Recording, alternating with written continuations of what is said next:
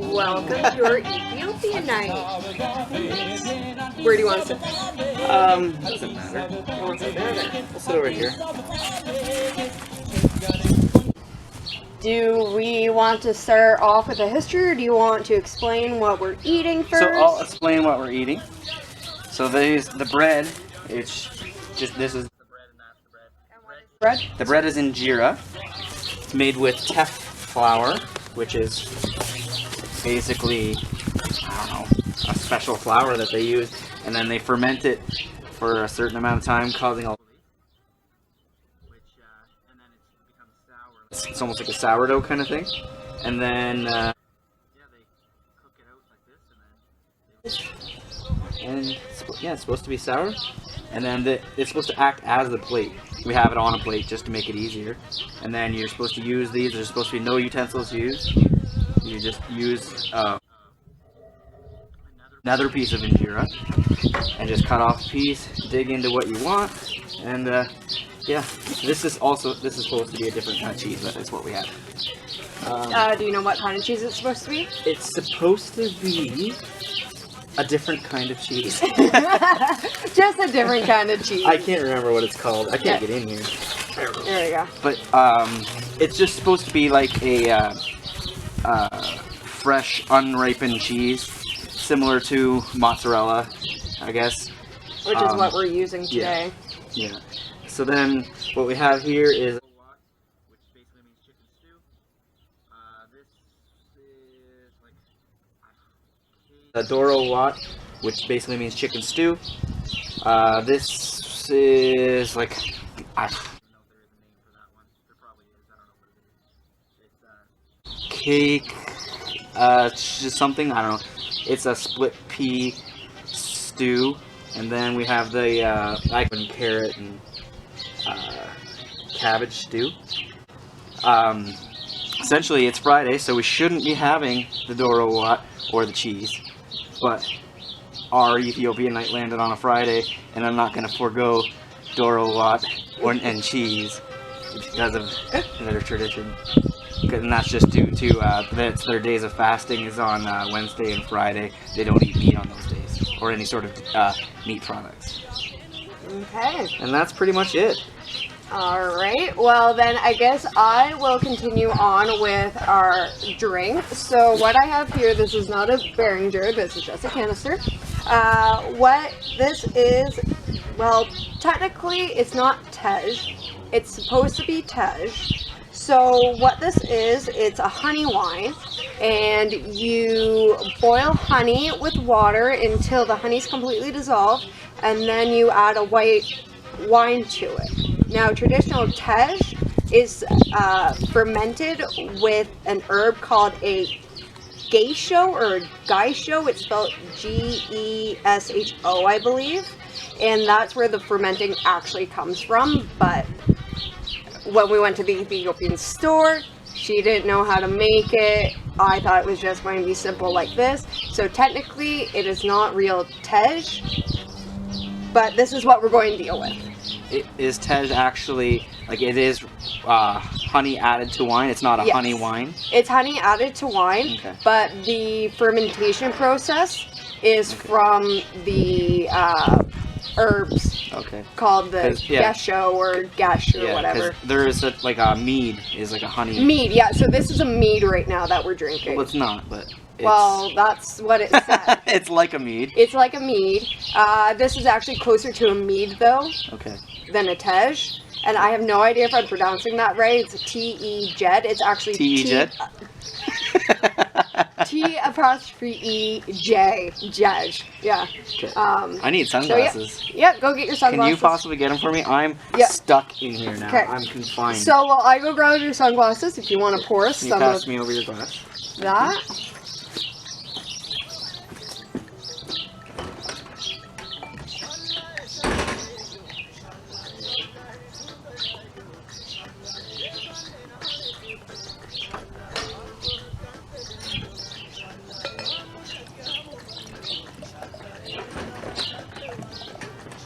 I'm gonna be honest, I expect this to be terrible, so if it's not, we've won. Well, it's just white wine and honey. What could go wrong? And water. There's a lot of water in there. I think it's like watered down Yeah. wine. So I'm not. I don't have high hopes for it, but we'll see. Let's give it a try. All right. Not bad. Yeah. The thing is that we're not really white wine people anyhow, so. Yeah. That's actually very, very good for what I expected. It tastes like honey and white wine? Yeah, exactly. I thought it was going to be terrible, I'm going to be honest.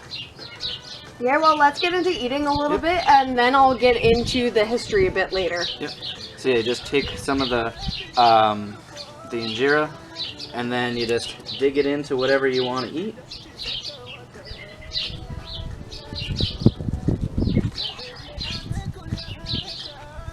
Oh, well. If anyone was wondering, I whispered, did we wash our hands? But we're clean people. We always clean our hands. I literally just got out of the shower. Yeah. So I'm good. I'm liking this. I think the split peas, for whatever reason, weren't cooperating, and they still seem undercooked. Even though I cooked them for like 3.5 hours. And, you're also saying, if people don't know why there's the yellow color, oh yeah, a lot of turmeric. Yeah, and then the Doro Wat, it's a berbere, which is basically a name for the mixture of spices, which it's like cardamom, chili powder, or not chili powder, chili flakes, cayenne pepper. There's a bunch of stuff in there. It's supposed to be wicked hot. I guess we'll see.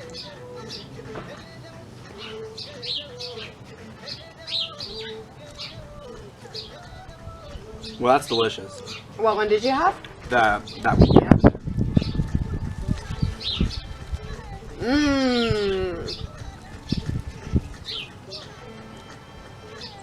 That's awesome. It's not like mind-blazingly hot. Like I actually wanted that, but it wasn't that hot. I think if I would have made my own bearberry spice, mine would have been smoking hot. But, you know what? That has a kick to it. Oh, it's got a kick. Yeah. When I was reading about it, everybody was saying it's like ridiculously hot, where if you don't like spicy food, you'll die. Yeah. Whereas I love spicy food, so maybe I overestimated how spicy it was going to end up being. Yeah. You know what, though? If we can survive a hot wing challenge, Yep. I think we can survive this. It's true. I'm going to hit this bad boy up. I'm not even wanting the cheese. Yeah, the cheese was essentially to cool your mouth down for when you're burning up. Oh. But it's not that hot.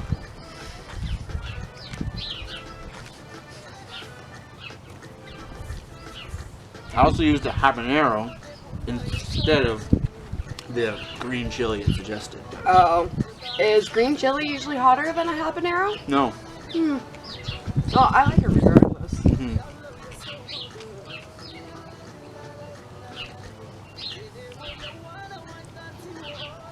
My favorite is definitely the Doro Wat, the chicken.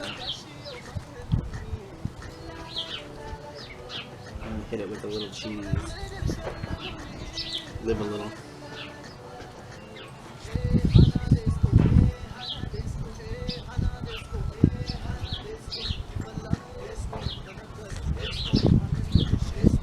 Ooh, that wind's a little chilly. That's We're about to lose our sun.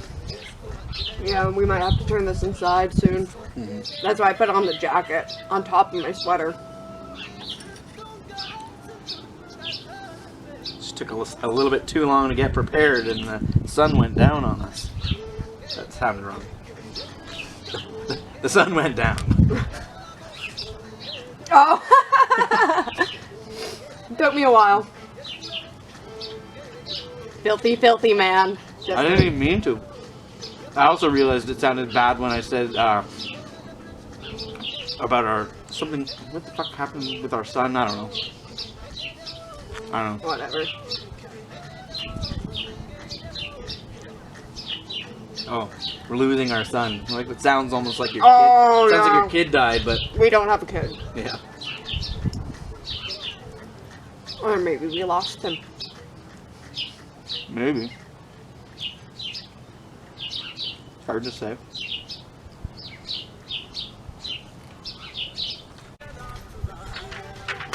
A little hot? No, cold wind. Oh.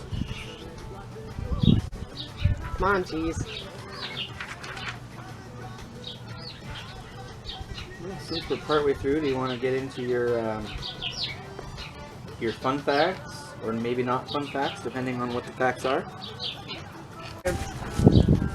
Fun fact time. And for you, I have a little visual. No. So, we are taking today's Ethiopia all the way back to the 10th century BCE, where back then the kingdom of Dama ruled over Eritrea and northern Ethiopia. They ruled over until the land until 100 CE, where the Askma kingdom seized the land and created an empire from Nubia to Arabia. Over the past decades, the empire of Askam collapsed, forming many small states. However, one state took control, creating the Zagwe dynasty. They ruled until 1270, but lost in battle to the Somalic dynasty, whom conquered over the land to what is close to today's Ethiopia in the 14th century. Switch from green to orange, or brown, can't tell exactly what color it is. And then later in the 17th century, there was war from the north. The lordship of the Somalic Empire then was shattered in the 18th century, creating small little other areas, as you can see there.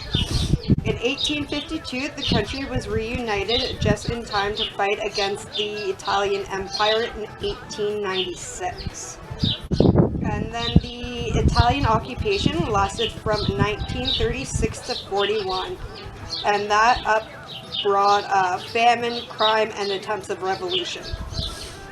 And then Ethiopia was finally liberated from Italy in the 1900s, but in the 90s, but has had very hard economic times since gaining their independence. Or I don't know if it's independence, but they were liberated. Yep. Cool. And that was that. So yeah. Ethiopia has always been in some kind of war, or devastated, or something like that. So that's why it's not a very impoverished country and stuff like that, because of so many wars, the famine with the Italians invading and everything. You just said it's not very impoverished, which means it's the exact. Sorry. The exact. I mean, it is very impoverished. Impoverished. Impoverished. There we As go. I say with a full mouth. Hey, better than me, right?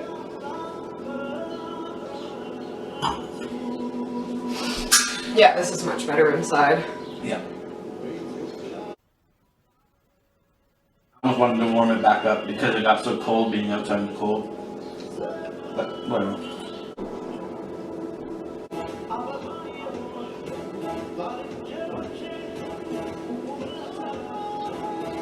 But I could have went into a lot more history, but I wanted to make it as short and concise as possible.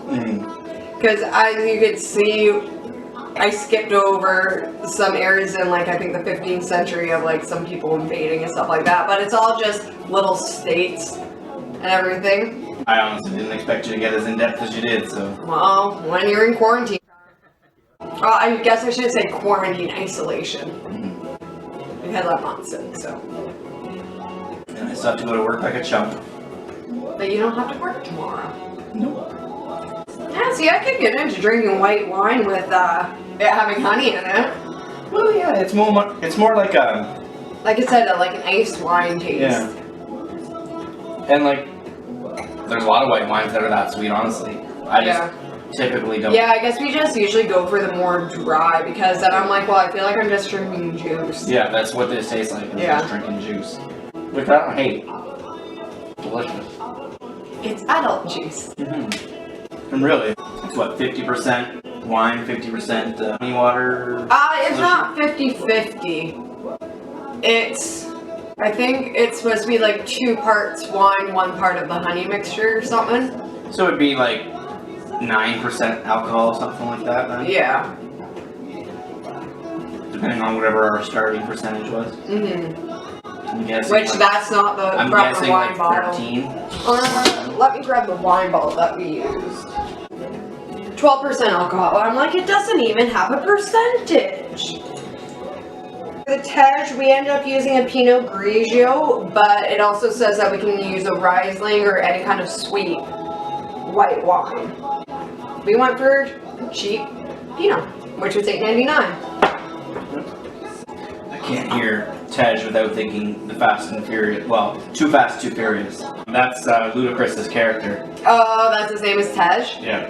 I don't even know if I'm pronouncing that right. I kind of should have done that, but like after all the research into the history and everything, and like, first people that kind of ruled over Ethiopia, the Demetent or whatever it was, it's spelled D''MT. So I spent like a good 10 minutes on how to pronounce that. The DMT. They were ruled by a drug. Yeah, exactly. No, it's a D''MT, which is funny because in that little video that I showed you, I'm pretty sure it's just like a quick blip of them even ruling. I think it's like on there for a second. Fair enough. Oh yeah, and Tej also goes back 3,000 years. That's what I read. Fair enough. Zumba. So I think we're gonna have too much injera. Yeah. But I guess we got too much of everything. There's still more in the pan. You know what? This is delicious. I'm with eating this for the next couple days anyhow. Mm-hmm. Don't think you had much of a choice. Yeah.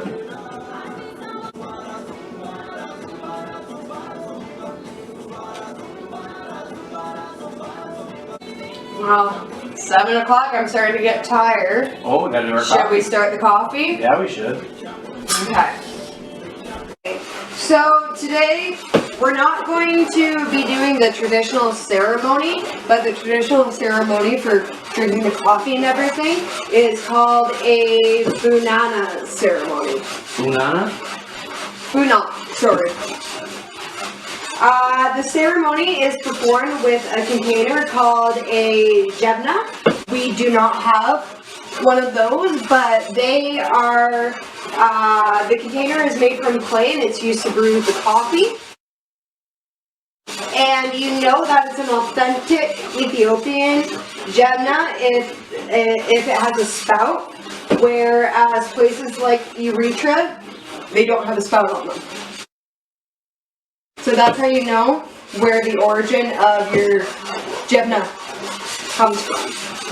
For the Banon ceremony, it is custom to wash and roast the coffee beans, creating an aroma. I unfortunately forgot to wash these, so we'll see how this goes, because I always forget to do stuff with cooking. You want to be constantly moving the beans so that you don't burn them.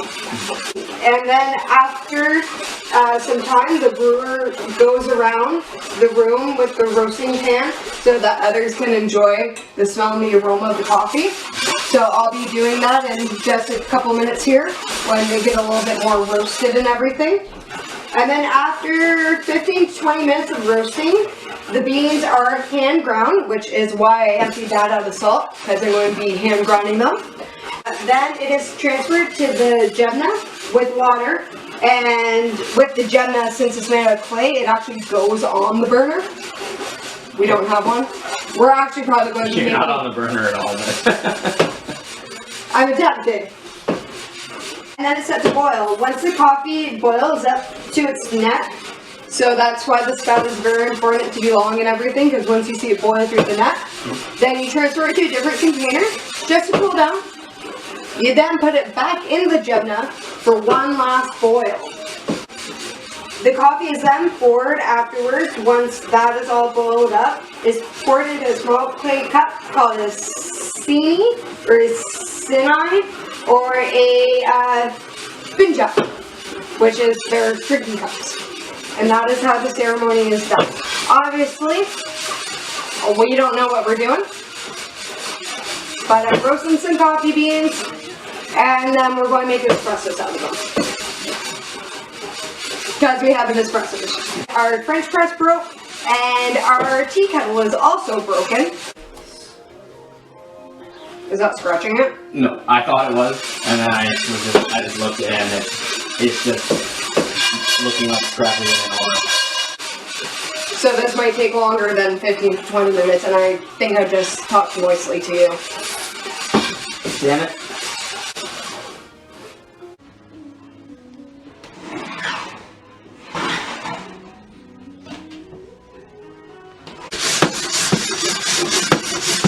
Look at that bean tossing. Yeah, that's right. You toss those beans. I toss those beans. Here's the logo I cooked for. I didn't know that coffee beans didn't start out brown. Yeah, neither. I was surprised when they were green. Yeah, but it kind of makes sense. When they're roasted, they turn brown.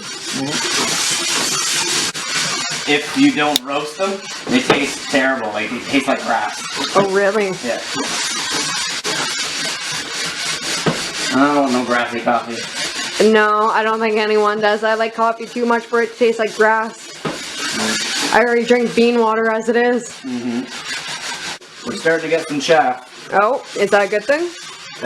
Yeah, well, you need it off anyways. It's going to make a mess. Oh. But there's like a outer coating on the beans. Oh, that I didn't wash off. Well, it wouldn't wash off anyway. It only comes off when you cook it off. Oh. Drinking my tea.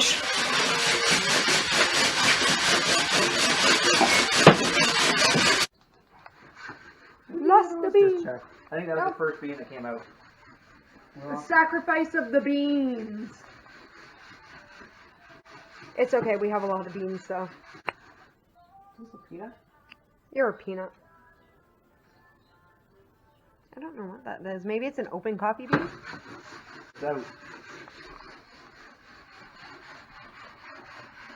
maybe that's the chaff. Maybe.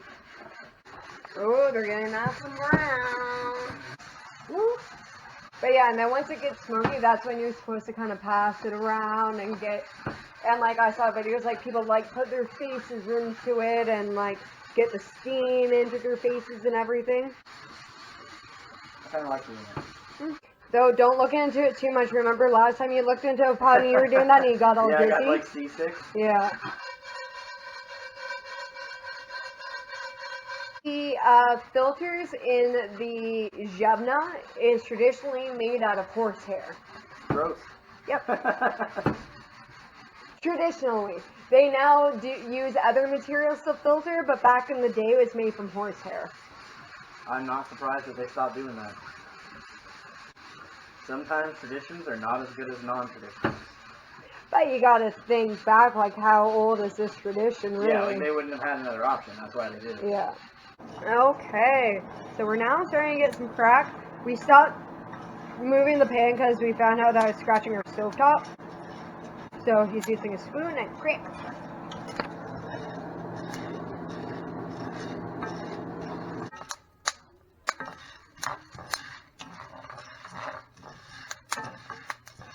I don't know if you can see how smoky everything is in our living room from the coffee beans, but she's smoky. About a dark to medium roast happening right now, and then we just got out a baking sheet to cool it down. So we put the beans in the mortar. Here's my trusty pestle. Ooh, that sounds weird.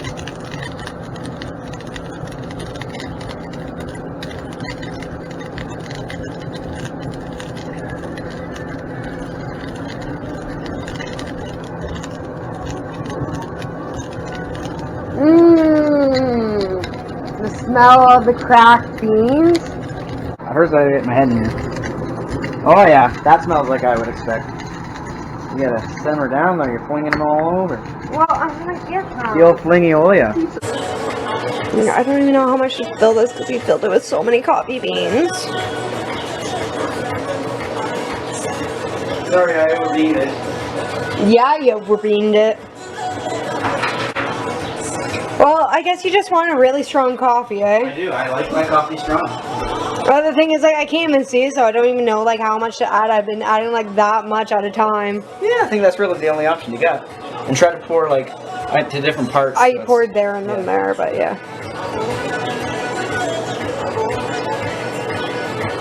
Basically, when it stops taking the water, we'll say it's done. Oh. Thinking we're near the end there. Yeah. So I think Dustin overfilled the filter because when I added water, it just puffed up. Right, so what I think we have our coffee brewed. Also too, I was researching the traditional thing to eat with the coffee is actually popcorn. So I popped some popcorn. All right.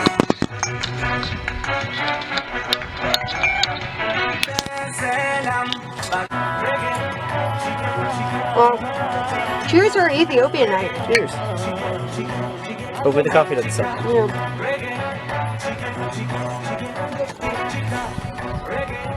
Taste that coffee? It kind of sucks. But we are coffee snobs, so. It's definitely not the worst coffee I've had. No, I definitely have had worse. Actually, I like it. Scooching in closer.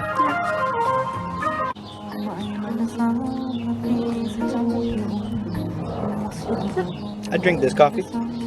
Yeah, now that I'm drinking it more, it's just I think I had the popcorn first before I drank it, so. I had the coffee first. Yeah. Honestly, yeah, I like it. It's good. With the music, I didn't know what to expect, but I haven't been minding. Yeah, no, and like some of it's almost like reggae-like, which, you know, I love. So. Yeah. Well. And this is a little bit more what I expected. This kind of style here, and I was. I'm not a beanie man. No beans. Alright, well, I think I'm going to sign us off. Okay. Bye! Where's the thingy? 1, 2, 3, 4, 5. Close your eyes. They're closed. They've been closed. Ooh, I'm a little dizzy. Yeah, and then just poke. I got Algeria. Algeria, eh? Algeria shall be our next country. But yes, Algeria. Algeria. Algeria. We will be Algeriaing. And that's how it ends? Yeah.